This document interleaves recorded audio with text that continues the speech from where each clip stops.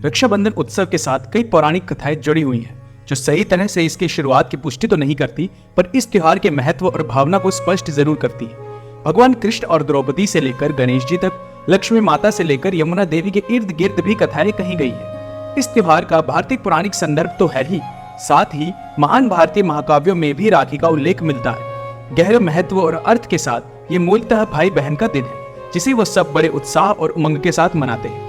आइए बात करते हैं ऐसी ही कुछ कथाओं की जिनमें इस त्योहार का उल्लेख मिलता है। इनमें से एक कथा है माता लक्ष्मी और राजा बलि की, जिसके अनुसार माता लक्ष्मी ने विष्णु जी को संकट से उबारने के लिए राजा बलि को राखी बांधी।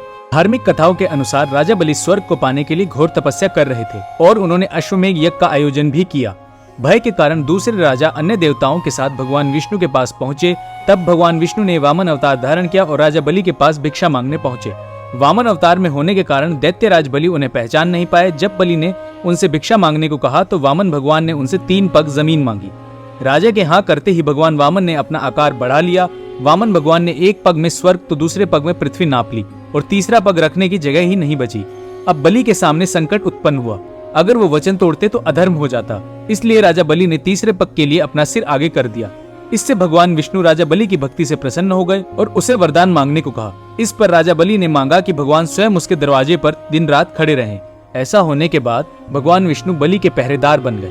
कहा जाता है कि काफी दिनों बाद विष्णु बैकुंठ वापस नहीं पहुंचे तो माँ लक्ष्मी को उनकी चिंता होने लगी। माँ लक्ष्मी ने उसी वक्त नारद जी को देखा और उनसे विष्णु जी के बारे में पूछा। तब नारद जी ने उन्हें पूरा किस्सा बताया। इसके बाद नारद जी ने लक्ष्मी माता को विष्णु भगवान को वापस लाने का एक उपाय भी बताया, जिसके अनुसार यदि वे राजा बलि को अपना भाई बना ले तो वे विष्णु जी को वापस ला सकती हैं। इसके बाद लक्ष्मी जी एक ब्राह्मणी के वेश में पाताल लोक पहुंच गई। वहां पहुंचकर वे रोने लगी। जब राजा बलि ने उनसे रोने का कारण पूछा तो उन्होंने कहा कि उनका कोई भाई नहीं है। ये सुनकर राजा बलि ने लक्ष्मी जी को अपनी धर्म बहन बनने को कहा।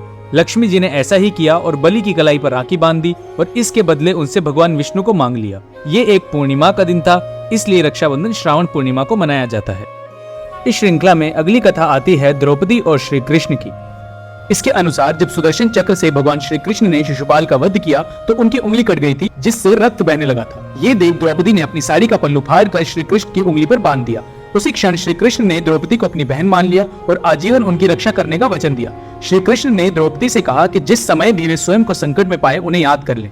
इसी के फलस्वरूप जब धृतराष्ट्र की भरी राजसभा में द्रौपदी का चीरहरण किया जा रहा था और जब भीष्म पितामह द्रोणाचार्य और विदुर जैसे न्यायकर्ता भी मूक दर्शक बन गए थे, पांडव द्रौपदी की लाज नहीं बचा पाए, तब द्रौपदी ने अपनी आंखें बंद की और भाई श्री कृष्ण को याद किया। अपनी बहन का आह्वान सुनकर श्री कृष्ण ने अपनी शक्ति से उसकी लाज बचाई।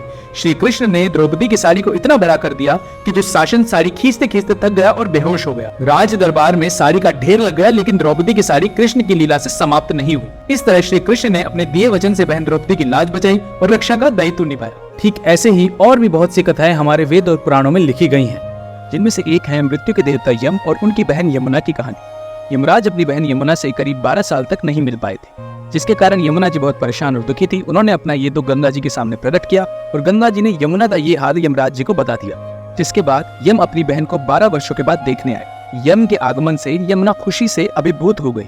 यमुना ने यम को राखी बांधी और उन्हें स्वादिष्ट भोजन कराया। यम अपनी बहन के इस प्यार से बहुत प्रसन्न हो गए और मृत्यु के राजा होने के नाते उन्होंने यमुना को अमरता का आशीर्वाद दिया और साथ में ये भी घोषणा की कि जो भी कोई भाई अपनी बहन से प्यार का ये धागा प्राप्त करेगा वो लंबे समय तक जीवित रहेगा। पौराणिक कथाओं के इस प्रसंग के उल्लेख के बिना रक्षाबंधन की कहानी अधूरी है। रक्षाबंधन के दिन गणेश जी की बहन मनसा उनसे मिलने आई। मनसा ने गणेश जी को राखी बांधी।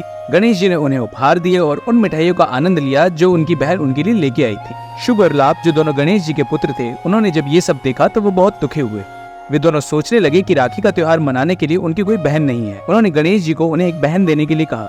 गणेश जी ने हंसते हुए उन्हें मना कर दिया। तभी नारद भी गणेश जी से मिलने आए और बहुत ही तर्क वितर्क के बाद नारद जी ने गणेश जी को शुभ लाभ की इच्छा पूर्ति करने के लिए मना लिया। फिर गणेश जी ने अपनी शक्तियों और अपनी पत्नी रिद्धि सिद्धि की ज्वालाओं का उपयोग करके एक पुत्री का निर्माण किया। रक्षाबंधन के दिन गणेश जी की पुत्री का जन्म हुआ। उन्होंने शुभ और लाभ की कलाई पर राखी बांधी, जिसके बदले शुभ और लाभ ने उन्हें गुड़ और चना दिया, लेकिन वो पुत्री उसमें भी संतुष्ट थी, जिसे देखते हुए नारद जी ने उनका नाम संतोषी माँ रखा, जिसका मतलब होता है संतुष्टि की देवी। इनमें से कोई भी कहानी हमें राखी बांधने की रस्म की पहली घटना के बारे में कोई स्पष्टता नहीं देती है। उनमें से कईयों में तो श्रावण माह की पूर्णिमा को राखी बांधने के लिए सबसे शुभ दिन के रूप में भी उल्लेख नहीं है। एकमात्र बात जो ये कहानी बिल्कुल स्पष्ट करती है वो है रक्षक और संरक्षित व्यक्ति के बीच ठोस बंधन का महत्व। ये बंधन रक्षाबंधन के त्योहार में कैसे बदल गया, जिसे हम आज सभी जानते हैं, ये एक रहस्य बना हुआ है और शायद ये रहस्य की भावना ही इन कथाओं को सुंदरता देती है। आज के वीडियो में इतना ही। ऐसी ही और जानकारियों के लिए हमारे चैनल से जुड़े रहिए। इस वीडियो को लाइक और शेयर कीजिए और हमारे चैनल को सब्सक्राइब कीजिए। मिलते हैं अगली वीडियो में, तब तक के लिए नमस्कार।